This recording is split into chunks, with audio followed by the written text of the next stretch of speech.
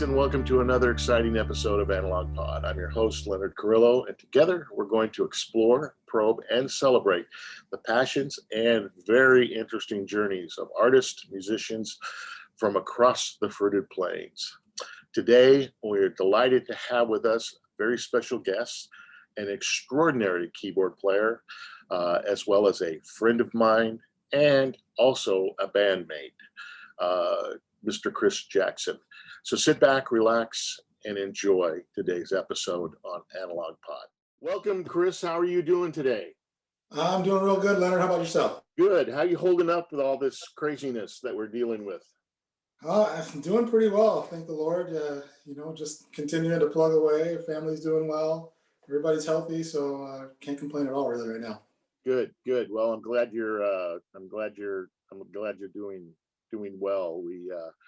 I don't know if you got the news, but we lost another keyboard great yesterday. Chick Corea passed away. Wow, yeah. Yeah, age 78, I think 79. Right. I think his contribution to the music industry has been phenomenal and will live on and on and on. I was kind of sad when I heard, because I had a chance to, I did a recording session at Mad Hatter Studios a few years ago, and Wow. Chick Corea owns Mad Hatter Studios. And when I had come in to do the session, I was talking to the engineer, and I said, "Hey," is Chick going to be around? He goes, "Oh, you just missed him." Oh boy. You just missed him like a couple of minutes. And I said, "Well, is he going to come back? Because I really like to meet him, because I've been a fan of Chick Corea forever." And he goes, "Yeah, no, he's going to catch a plane and he's off doing something." I said, so anyway, so that's my small connection. Chick Corea. But I got a chance to, his studio was phenomenal. I don't know if you've ever been to Mad Hatter Studios. It's I have not. SoCal. Gold albums, literally from the floor to the ceiling. And this is interesting, because when you go into the men's restroom, there are gold albums in the men's restroom. so you're sitting there doing your duty here, and you're looking over. Oh, there's Paul McCartney. Oh, there's this, there's that, there's this. So There's plenty to go around. Yeah, I just thought it was just kind of interesting to say, okay, you got gold albums in the, gold and platinum albums in the restrooms. So Yeah. anyway, well, let's get to know who Chris Jackson is. I just got to meet you last year, and Right. so glad you're part of the band now, Analog Jazz. You can check us out at analogjazz.com. But so glad you're part of the band, and you were invited to us from our drummer Russ Merritt, and Right. we had a couple of gigs to do for the Christmas season, and we had to. You worked your fingers to the bone to learn the Christmas set, our Christmas book. That's some great music. Yeah, and the floor got basically pulled out from underneath us, because I got COVID, you got COVID, Yep. and then Matt got pneumonia. Our sax player got pneumonia. So we haven't had a chance, although we've been rehearsing our little legs off. We haven't got a chance to play live together, but I'm looking forward to that, and I'm just so glad. So tell me, Chris, when did you start playing the piano? Well, I started playing the piano at a young age. I seem to remember it was 7 years old, but my mother says it was about 5. Started playing classical music, learning traditional piano with a piano teacher. I grew up in Southern California, so down there. Mary Yinkst was my piano teacher for probably a good 10 years, and just having the opportunity to learn the basics. She taught me music theory as well as how to play. Got me involved with some music education and training programs, and kind of certification type things down there. And so, yeah, it was music has been a part of my life ever since I can remember. And yeah, piano, I fell in love with it right from the start. So you said you were what, about seven years old? Yeah, 6, 7 years old. Wow, little tiny fingers trying to That's it. play the keys. Yeah. Yeah. That's interesting. So give the audience a kind of a brief history of your music career, the bands you played in, who you played with, what you played with, and give us a little bit of a history. Well, yeah. So, yeah, just growing up, I've always been part of church. That's been kind of part of my life from the very beginning. So, started going to church when I was about 5 or so, and learning and being associated with music there.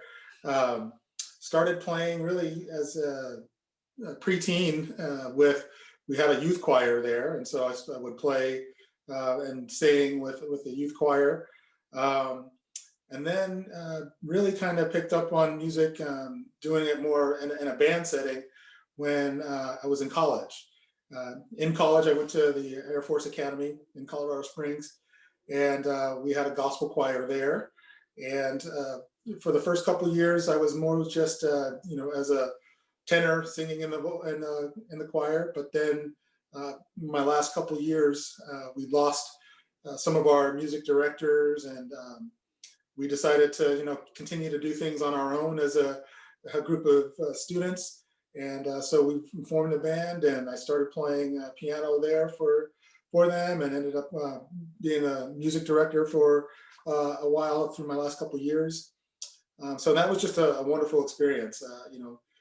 Just a bunch of young people coming together, really just having a great time, learning pieces of music, and then being able to go out in the community and share our gifts. And so once I graduated college, really my music career was still associated with church.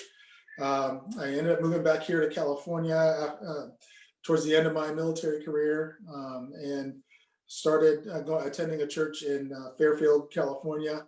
And really from the first time that I went there, I just talked to the worship leader there and said, hey, I'm a piano player, love to be involved in what you guys are doing here. And from there, I just started kind of playing almost every week with the group, and leading the youth group and their worship team, and teaching them music and playing with the young kids. And so that was just a blast. I really had a great time in that environment, and really have kind of just continued to play within the church community for the last 20 years or so.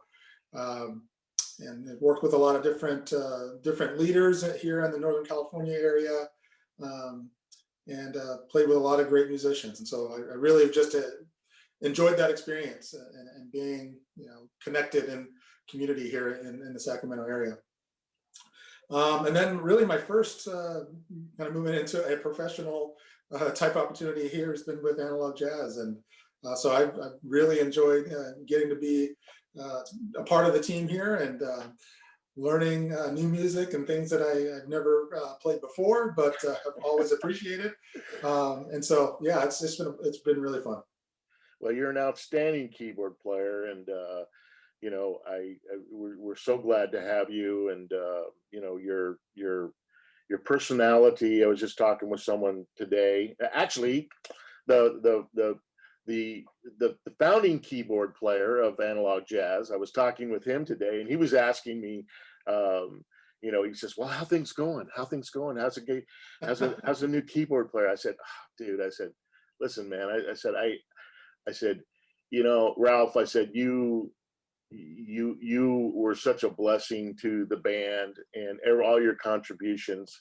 And I said, you're sorely missed, but I said, I got to be honest with you, man. I said, this new guy we got named Chris, I said, he is just, he's the real deal. I said, he's got the chops. He's got the personality. He's got the vision, for what we're doing. And I said, so I said, you couldn't have someone else better fill in your shoes right now. And he says, well, I'm just so glad, and I'm looking forward to meeting him. And he says, as soon as you guys, get back out playing, which has been, we have a lot of opportunities this year. Let's see if the venue's open so we can get out there and play some live music. But anyway, we're just really, really very, very glad to have you. Well, one of the questions I ask the musicians and guests that I have on, do you remember your very first paid gig? Well, I guess if to be in the literal sense, getting paid to help out some of the churches around here, really my first gig, really. Mm-hmm. And I didn't see it as a gig. I mean, I just come in to help out, and they would provide a little something on the side just for the effort. Was been on staff with Adventure Church here in Natomas on occasion, just to fill in and help out as music director or worship leader on time. But if to call it a gig, I would say I'm still waiting for my first paid gig. Okay, well, with Analog Jazz. We'll have to fix that. We'll have to, yeah. It's interesting because of all the guests that I've had on thus far, as well as knowing the backgrounds of a lot of very, very successful professional musicians and singers, a lot of them, a very, very, very large percentage of them started out in the local church. Mm-hmm. Okay.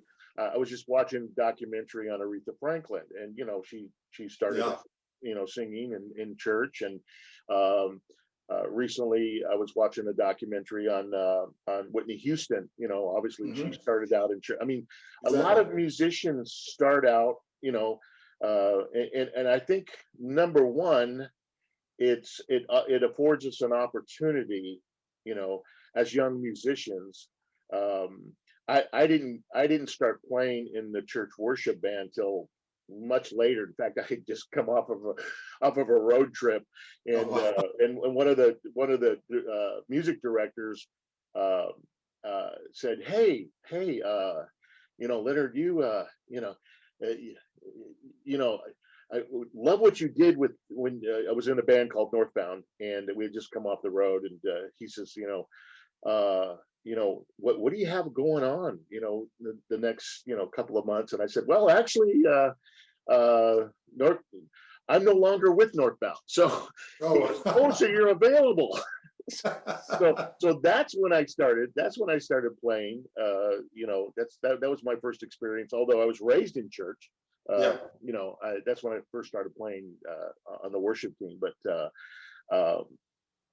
it's some great opportunities.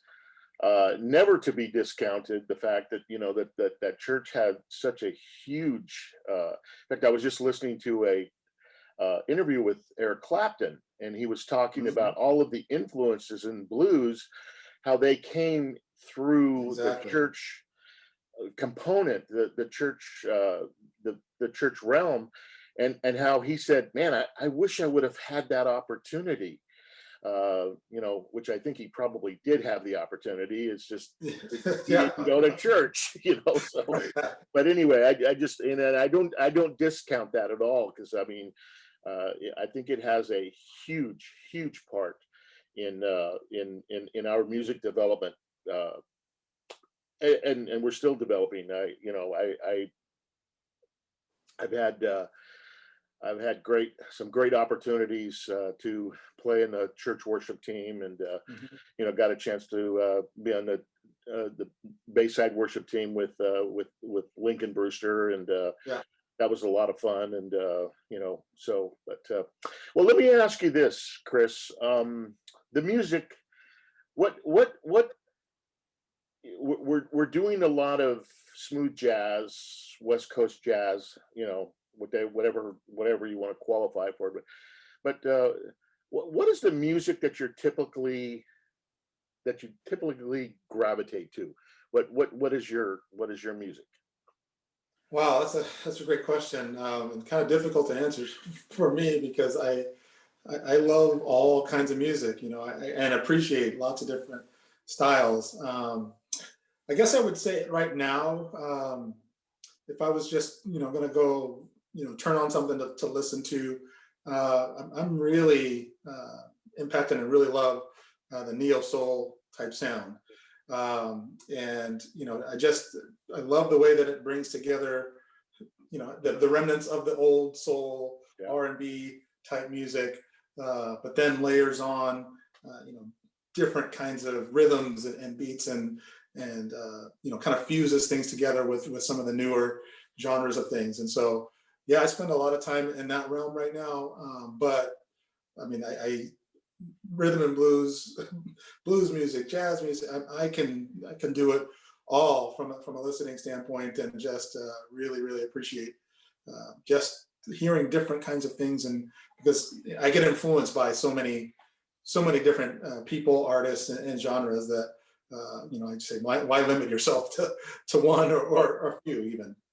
Yeah, I mean, you're looking at the pot. You're going okay, okay, what do you take out of this? I mean, you showed up to rehearsal the other night, and I think you showed Matt a songbook for Stevie Wonder, Right. which is one of my, you know, yeah, I mean, all time, and there's, in doing what we do with analog jazz, we like to take, parts and pieces from all different genres Right. and really kind of make it our own.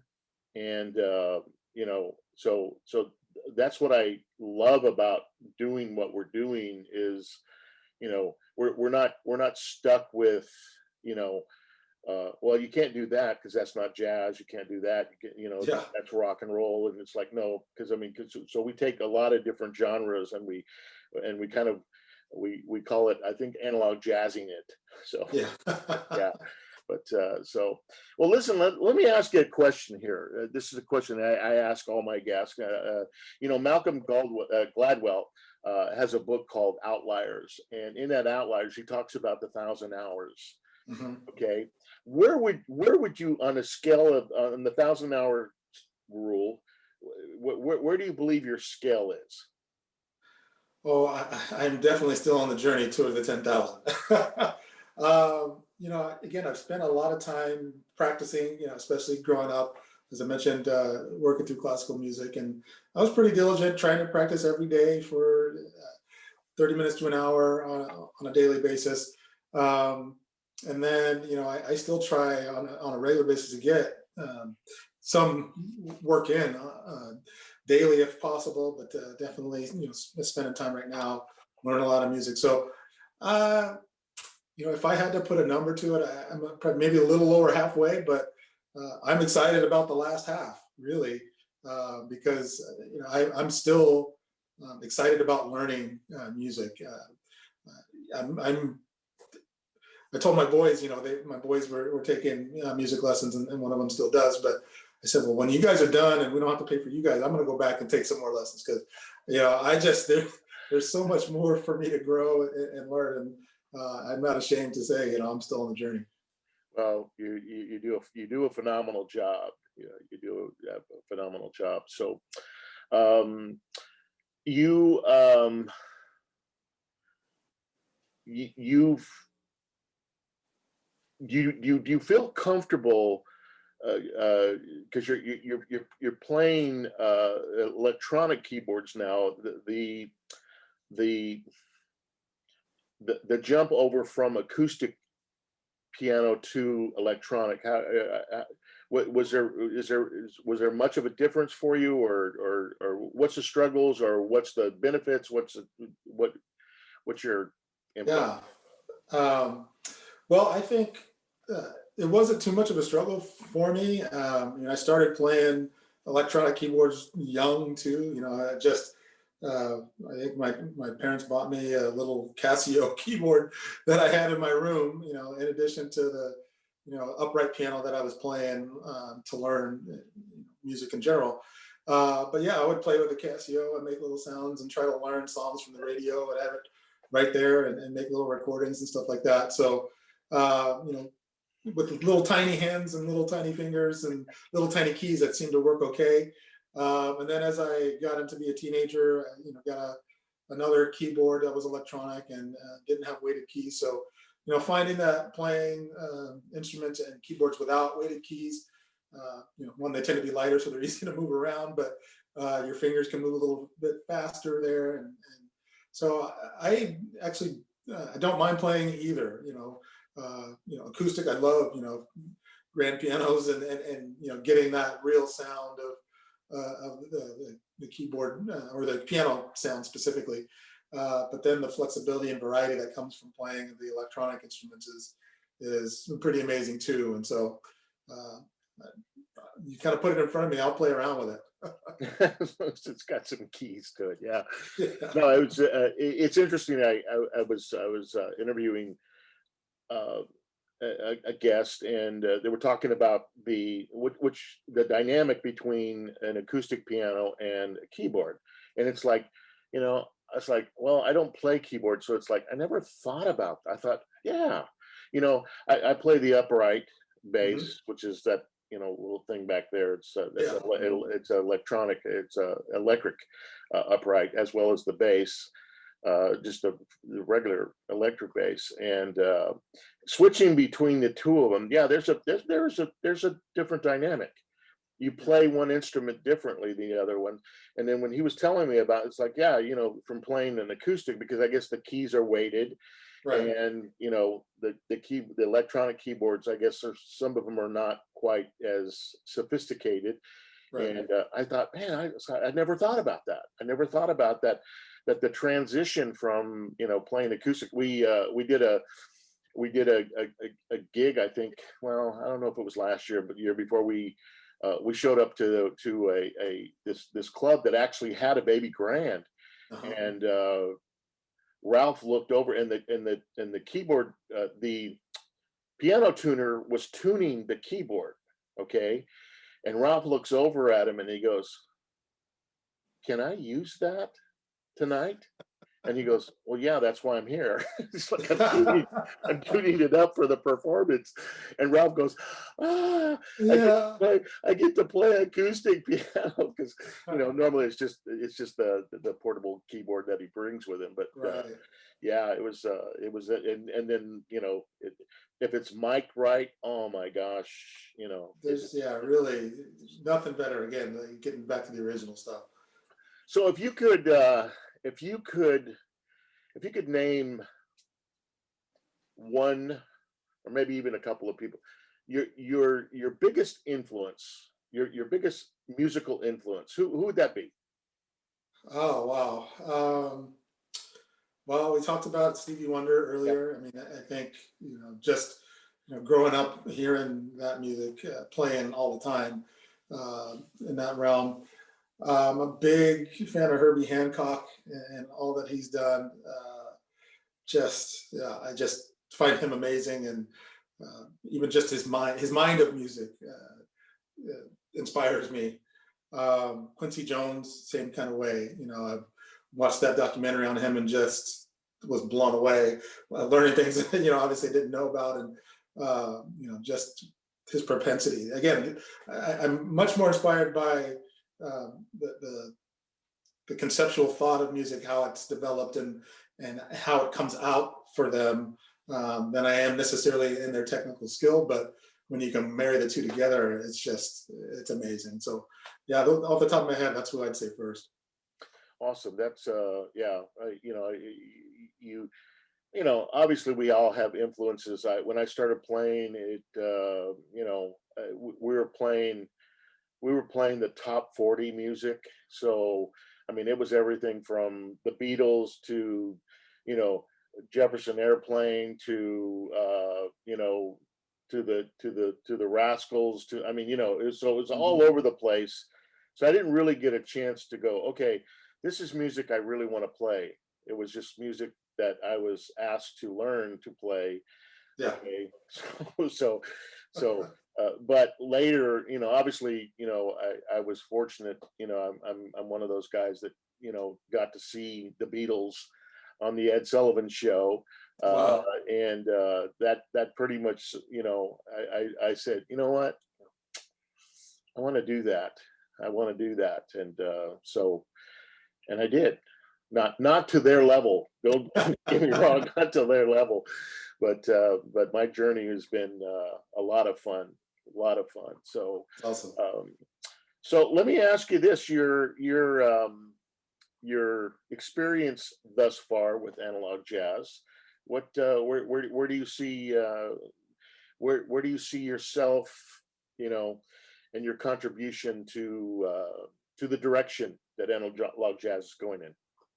Well, first off, I'm just ultra honored to even have the opportunity to be a part of the band here. And I, I come in just looking to serve, right, and to be a part of the group, and trying to just get a feel for who we are and where you guys have been, and then as we have these discussions about where we're headed in the future, just I like to be creative and offer, just bring what I can to the table to really join in with who the group already is, to enhance, if anything, if I can possible. But I just think that you guys are such a talented group of musicians. I've always said, I want to play with musicians that are better than myself, and just that push me to elevated heights. And I've been able to do that with this group. And so I'm I just was going, yeah, are you blessed talking and about honored. it? You're talking about analog jazz, right? Yeah, yeah. Like, Yeah, it's oh just too much fun. I can't tell you how much fun I'm having. no, and you're like, again, I say this, and your contribution to the band has been so welcomed. Last year was just, I mean, it was a real, for me, being part of the band that also not only books the band, but helps manage the band. And Mhm. last year was just, we went through two keyboard players after Ralph, after Ralph had to step down because of his physical ailment with his hand. By the way, like I said, I just talked with him today, and he's getting some therapy, and he's actually getting some movement back into Oh, his right awesome. hand. And he says, I'm really looking forward. He says, Leonard, I don't know if you knew this, but he says, back almost a year and a half ago, he says, we were doing a gig, and he says, I honestly felt like I could probably play keyboard better with my elbow. He says, that's how bad it got. And I said, Ralph, you hid that so well. He says, yeah, you have no idea what I went through to make these hands work on those Yeah, keyboards. And so I'm very, very glad and very blessed that he's getting the help. He didn't want to go surgery because he wanted to kind of go more of a homeopathic way, which I have yeah, I have no problem with that, because yeah. yeah, the drugs and all that stuff. I remember I had played so much that I had developed carpal tunnel in Mhm. both my hands. Okay. And for those musicians out there that have experienced this, I mean, I'm a bass player. I need both of these Kinda neat. hands. Okay. Yeah, And to not be able to play, um, I just kind of thought, this can't happen. So I went to the doctor, and the doctor said, yeah, you have carpal tunnel. And he says, so let's schedule surgery for you. And I'm thinking, okay. But he said, let me warn you up front. Okay. Surgery is not always successful. Okay. yeah. And there is a small chance, okay. And if there's any doctors watching, you can leave a comment or whatever you want to do. But he said there's a small chance that you could probably lose your ability to use your hands, in the fashion that you're used to. Yeah, yeah, And I just sat there and went, there's got to be another way. Well, I learned about chiropractic medicine, yeah. and honestly, after the first session, okay, it was like a miracle. It was like a miracle. So I went back a number of weeks, and and I'm to this day I still have full function of no surgery, nothing. But anyway, Awesome. so I'm a big believer in the homeopathic approach to anything as far as our medical stuff. So, Yeah. well, let me ask you this: if you had the opportunity to play with anyone, who would that person be? Besides Oh, analog jazz. besides analog jazz, yeah, I would be. I probably would go back and say Herbie. Yeah. I would be ultra intimidated, of course, but it would be totally worth it just to be that close to someone that is at the top of the pantheon, as I would say, as far as musicians and keyboard players specifically. Just his ability, to do what he did, and watching his career, transform the way that we perform and think about music. And I would just find it an honor to even be able to spend any time with him. No, absolutely. Yeah, absolutely. Yeah, he's. I remember I have a DVD called Possibilities. His Possibilities Yes, CD. one of my favorite CDs. Oh my gosh! I just, it just blew me away, and I thought, okay, this is music. This is why God created music here. This right here.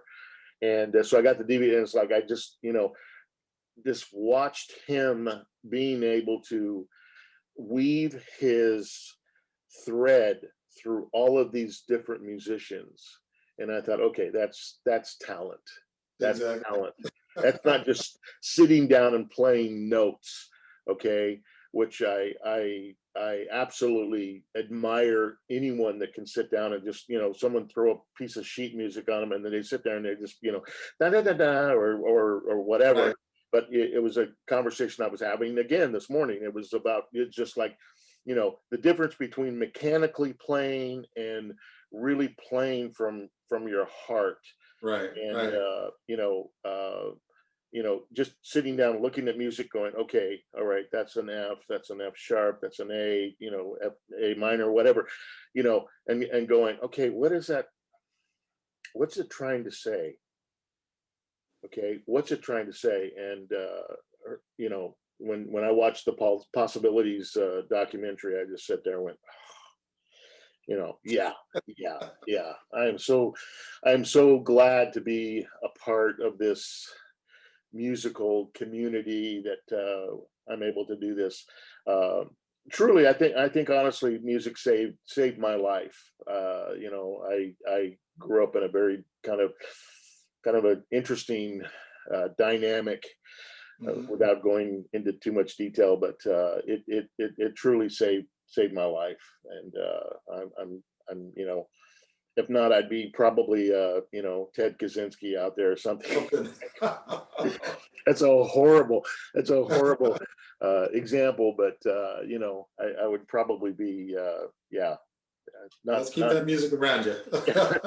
definitely keep it around me. So, but all right. Well, listen. Let's have some fun here. It's a question I ask all my guests, and simply this: if you were stuck on a deserted island and you were only able to have 3 albums, what would those albums be? Oh boy. Well, first I would say this is an album that I wore out on 8-track, actually, in my dad in the garage at my home I grew up in, which is the OJ's "So Full of Love." Mm. I know that record back and forth, and Favorite, where it stops on the track and skips. Favorite song on that album? Probably Brandy. Okay. Yeah, yeah. I love that album. Okay. Second,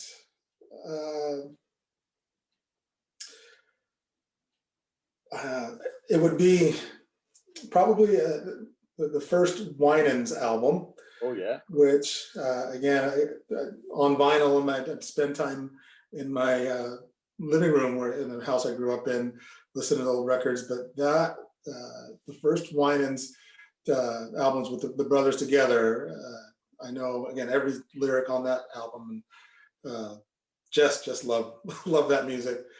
And then the last one, I would probably bring a Dave Matthews album, to be honest. One of my favorite bands in the last, over the last 20 years.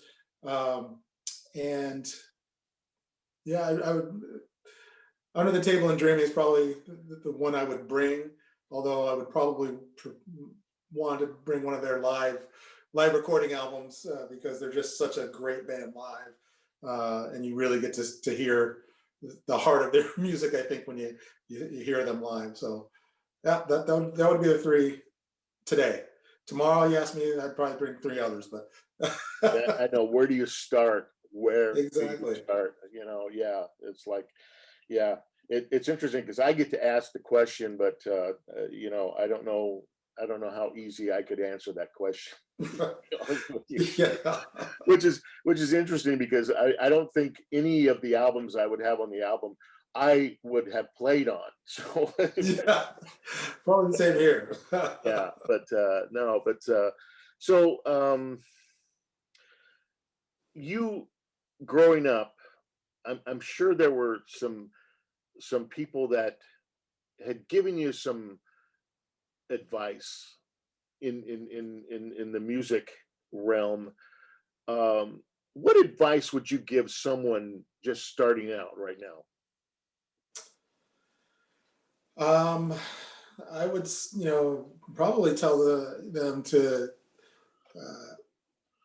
just if you're passionate about it, just continue to work, right? I mean, almost just with anything, this is such a blessing that we get to do something that we absolutely love to do, right? And it's a joy, but it does require that time. Yeah. So don't neglect the time that it takes to be as good as you can at your craft.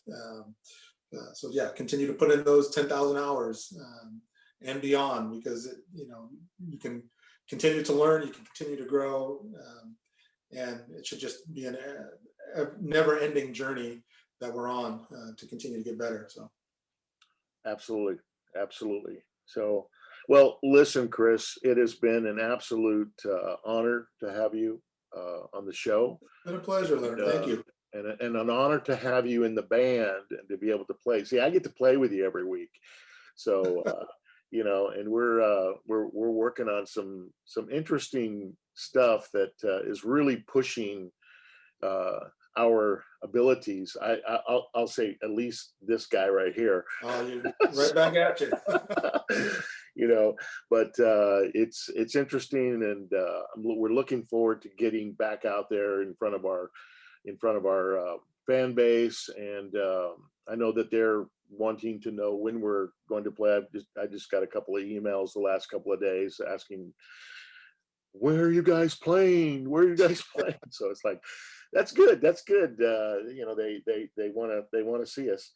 So but it's been an honor to have you on the show, and look forward to continue success with the band. And again, I want to thank you, and just keep doing what you're doing, man. Well, Leonard, thank you so much for having me. Again, I'm so excited to be a part of Analog Jazz, and really looking to get out there and spread what we do and the joy that we have in music with others. So thanks so much. Awesome. Thanks. We'll see you later. All right. Take care. Okay. Bye.